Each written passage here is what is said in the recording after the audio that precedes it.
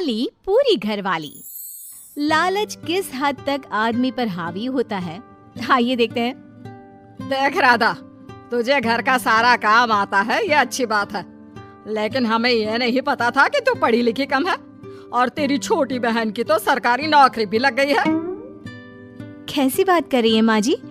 सारी बात करके ही तो पापा ने शादी की थी। अब जब छोटी की सरकारी नौकरी लग गई है तो आप लोग ऐसी बात कर रहे हैं। ज्यादा बकबक मत करियो। हम लोगों को पता होता कि तेरी छोटी बहन की सरकारी नौकरी लगने वाली है तो तुझसे तो कभी शादी ना करवाते अपने होनहार बेटे की। अरे तो मुझ में क्या कमी है? वैसे भी आप लोगों ने तो उस वक्त कहा था कि आप लोगों को घरेलू लड़की चाहिए। तभी पति महेश आ जाता है। देख राधा, 100 की सीधी एक बात बता देता हूँ, तू जा और अपनी बहन को बोल कि उसे यहाँ रहकर अपनी कमाई हम लोगों को देनी होगी जब तक हमारे सारे कर्जे उतर नहीं जाते, नहीं तो तू अपना बोरिया बिस्तर बांध और निकल मायके। राधा पति की बात सुनकर हैरान रह जाती है। दिमाग है भी क्या आप लोगों के पास? क्या बोले जा रहे हैं? साली को घर पर रखेंगे? अरे मोहल्ला समाज क्या कहेगा?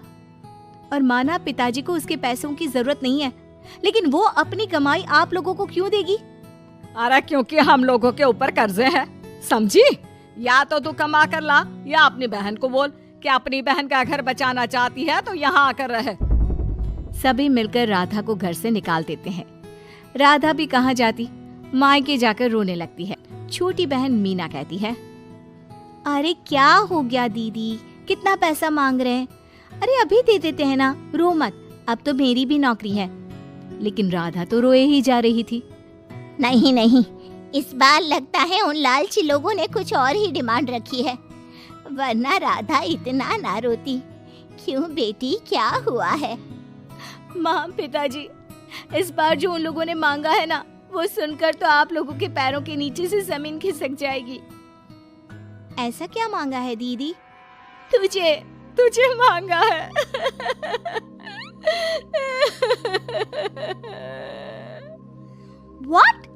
What nonsense? दीदी क्या बोल रही हो, समझ रही हो?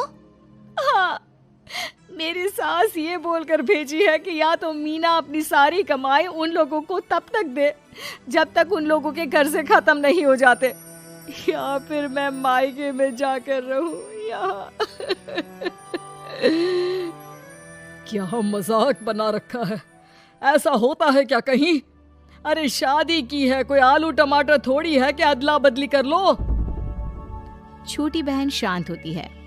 माँ पिता बड़ी को समझा रहे होते हैं और वो रोए ही जा रही थी। तभी छोटी बोलती है, पापा मैं दीदी के साथ जाऊंगी। क्या पागल है क्या? अरे दुनिया क्या बोलेगी?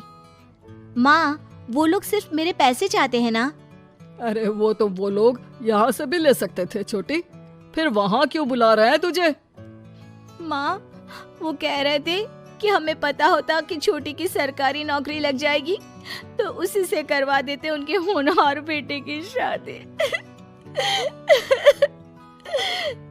हाँ, और मैं जैसे उस लपड़गंजू से शादी कर लेती। लपड़गंजू? अगर वो लपड़गंजू है तो मेरी शादी क्यों करवा दी? मैं नहीं जाने वाली वापस। अरे क्योंकि तू बेवकूफ है, तुझे जवाब देना नहीं आता। चल मेरे साथ। उन लोगों को लगता है ना साली पूरी घरवाली, तो अब देखिए साली का जलवा। और शादीशुदा बेटी को पिता भी कितना घर बिठाते। उसके ससुराल जाते हैं दोनों बेटियों के साथ। आइए आइए, ले आए अपनी कमाओ बेटी, ये अच्छा किया। समझदार आदमी की पहचान यही तो होती है। मुझसे बात करिए ना, मैं रहने आ रही हूँ इस घर में, तो मेरी कुछ शर्तें रहेंगी। अरे वाह जी वाह, बहन के ससुराल में भी शर्तें? अरे और क्या, आप लोगों को मेरे पैसे चाहिए, दीदी घर का काम करेगी, इतना सब मिल रहा है।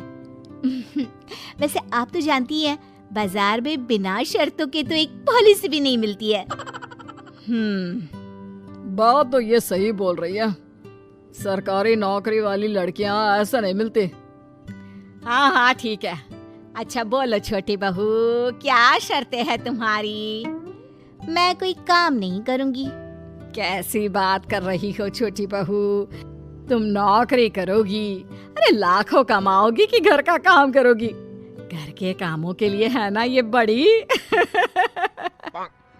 दूसरी शर्त, मुझसे कोई बदतमीजी से या ऊंची आवाज में बात नहीं करेगा। अरे कैसी बात कर रही हो तुम तो ख्वाबों की रानी हो। शट अप जीजाजी, साली से मजाक करना अलग बात है, लेकिन याद रहे साली बहन होती है बीवी की, और बीवी की बहन यानी आपकी बहन। माँ ये क्या बोल रही है? बहन।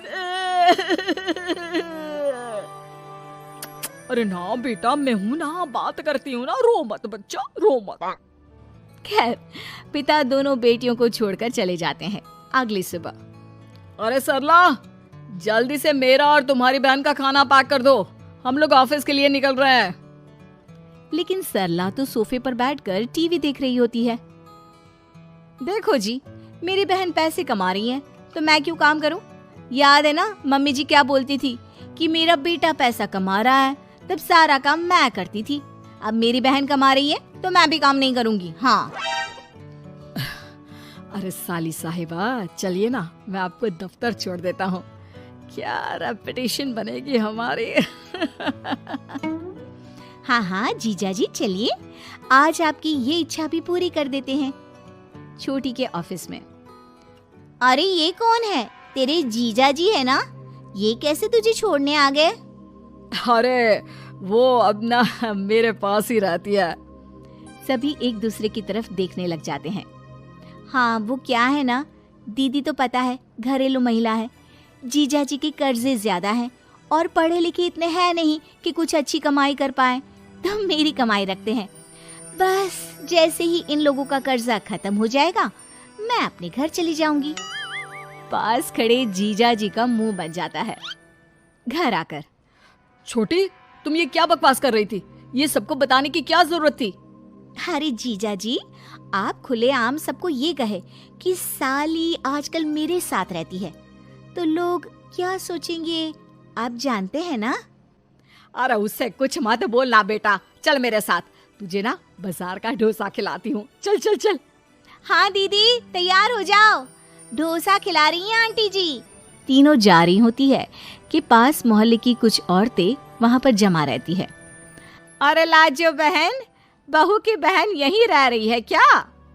हाँ हाँ, इसे भी रख लिया है। अब आप तो जानती ही हैं कि हम लोगों का दिल कितना बड़ा है। जी, इन लोगों का दिल उतना ही बड़ा है जितना इन लोगों का कर्जा। अब बेचारी बुढ़िया का बेटा लायक तो है नहीं और बहू की बहन की सरकारी नौकरी, तो ले आए घर अपने।